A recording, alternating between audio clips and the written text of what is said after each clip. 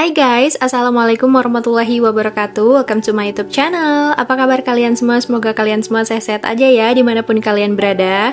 Kenalin, aku Debbie dan aku adalah salah satu mahasiswi di Universitas Terbuka yang suka berbagi informasi dan juga berbagi insight aku sebagai mahasiswa di Universitas Terbuka. So pastikan kalian gak lupa untuk subscribe channel ini biar gak ketinggalan informasi dari aku.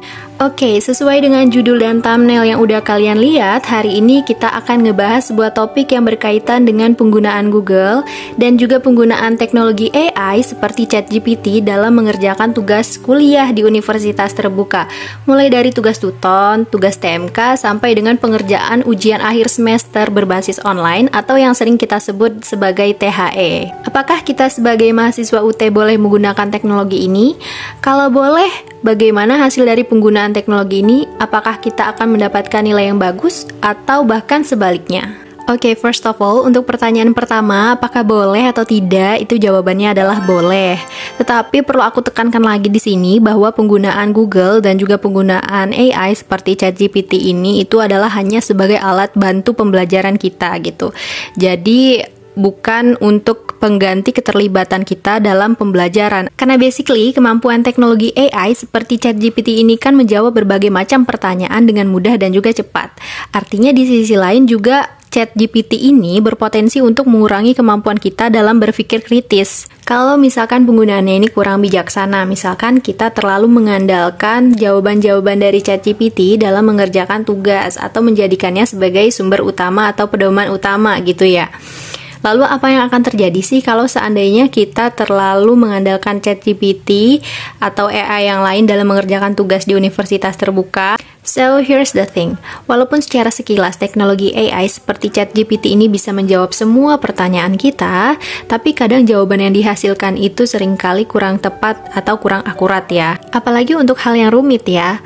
Jadi, berdasarkan pengalaman pribadi aku sendiri ya, pakai ChatGPT dalam mengerjakan tugas dan juga mendiskusikan berbagai macam hal yang lagi aku pelajarin, itu kurang memenuhi ekspektasi aku sih akurasinya. Untuk tugas tuton itu kan sering kasih tugas analisis. Jadi pernah aku coba beberapa kali tanya di ChatGPT, tapi ternyata akurasi jawabannya itu cuma sekitar 50-60% aja atau bahkan bisa kurang dari itu. Dan kalau untuk hitung-hitungan bahkan bisa lebih buruk, itu mungkin hanya sekitar 30% atau kurang dari itu. Dan kalau misalkan jawaban kalian itu dari Google, pastikan kalian sertakan sumber referensinya dari website mana ataupun dari jurnal mana gitu ya guys. Dan jangan lupa juga lakukan parafrase biar kalian gak kena plagiarisme.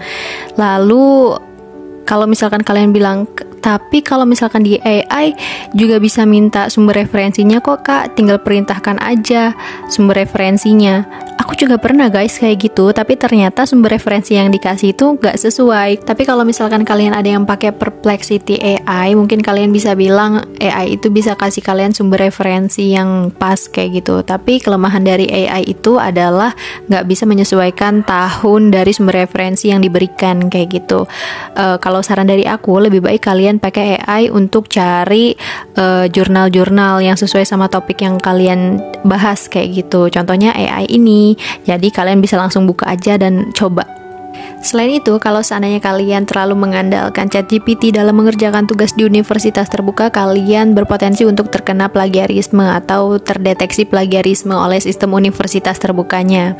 Terus gimana dong caranya biar kita menggunakan ChatGPT atau AI yang lain tapi tidak terdeteksi plagiarisme dan juga menghasilkan jawaban yang benar dan akurat? Oke, jadi step yang pertama itu adalah pastikan kamu udah benar-benar paham dengan konteks pertanyaan yang diberikan. Jadi kamu udah punya gambaran umum tentang jawaban yang akan kamu kasih kayak gitu ya. Lagi dan lagi aku nyaranin ke kalian untuk mempelajari modul itu sebelum tuton itu dimulai. Jadi ketika tugas-tugas diberikan, kalian udah paham dengan konteks pertanyaan tersebut gitu.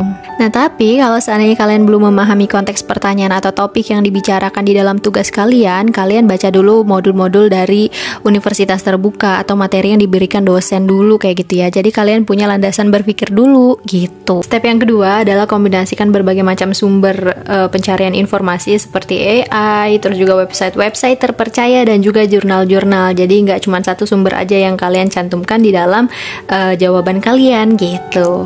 Nah, step yang terakhir itu adalah evaluasi dan verifikasi jawaban kamu. Kamu bisa diskusikan jawaban kamu dengan teman-teman kamu, ataupun kalau misalkan kamu ikut tuton atau tutorial online, kamu bisa lihat jawaban teman-teman kamu di forum diskusi terlebih dahulu. Tapi bukan untuk dikopas ya teman-teman, cuman buat referensi bahwa jawaban kamu itu mendekati benar atau enggak lah gitu.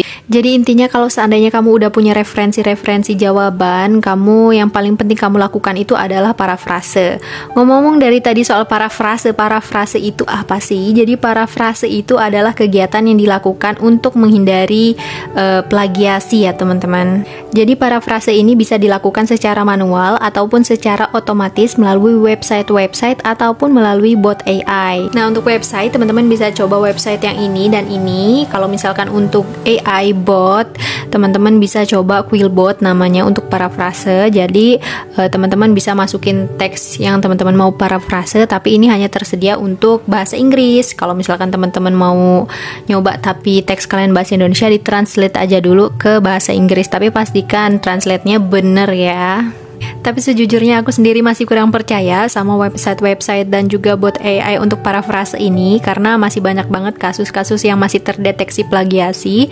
Dan juga kalaupun nggak terdeteksi sama sistem, ini mungkin kemungkinan dosen notice ini plagiat juga lumayan sih. Dan aku sendiri masih memilih cara untuk parafrase secara manual. Nah, terus gimana caranya Kak Deb untuk parafrase secara manual yang benar? Kalau misalkan cara yang sering aku pakai itu adalah mengubah struktur kalimatnya. Misalkan dari yang aktif terus jadi pasif, terus misalkan yang di belakang aku taruh di depan, kayak gitu. Terus cara yang kedua itu adalah uraikan kalimat inti dengan makna yang sama, kayak gitu. Jadi intinya kalian tinggal tulis ulang tapi dengan bahasa kalian sendiri atau bahasa yang berbeda gitu. Terus paling dicari sinonim katanya aja sih kalau aku. Kalau nyari sinonim kan sekarang udah enak banget ya, udah ada Google dan lain-lain, jadi kalian bisa cari sinonimnya aja kayak gitu. Terus kalau misalkan kalian tanya, kalau Kak Debbie sendiri sering gak sih pakai AI untuk ngerjain tugas? Sejujurnya aku sendiri sering banget pakai AI untuk ngerjain tugas, bukan untuk pedoman utama, tapi kayak aku bilang tadi, hanya sebagai alat bantu pembelajaran aku aja kayak gitu ya. Dan menurut aku seiring berkembangnya teknologi, kita juga harus bisa beradaptasi, harus bisa menggunakan atau memaksimalkan fungsi dari AI tersebut, tapi tentunya dengan batasan-batasan tertentu. Dan intinya kita harus bisa menggunakan AI ini dengan cara yang bijak gitu. Karena bukan cuma untuk ngerjain tugas, jadi fungsi dan jenis dari AI ini banyak banget ya teman-teman. Menurut aku harus kita manfaatkan semaksimal mungkin. Nah, jadi ini adalah jenis AI dan fungsi-fungsinya yang mungkin bisa membantu teman-teman mahasiswa dalam mengerjakan tugas kuliah ataupun kegiatan-kegiatan lainnya. Teman-teman bisa screenshot dulu sekarang dan cobain nanti ya. Oke, sekian dulu konten aku hari ini. Semoga konten aku hari ini bermanfaat untuk teman-teman yang lagi cari informasi seputar dunia perkuliahan, baik dunia perkuliahan di universitas terbuka ataupun secara umum. Jadi jangan lupa like, comment, dan subscribe channel ini biar makin berkembang. See you next time and bye-bye. Assalamualaikum warahmatullahi wabarakatuh.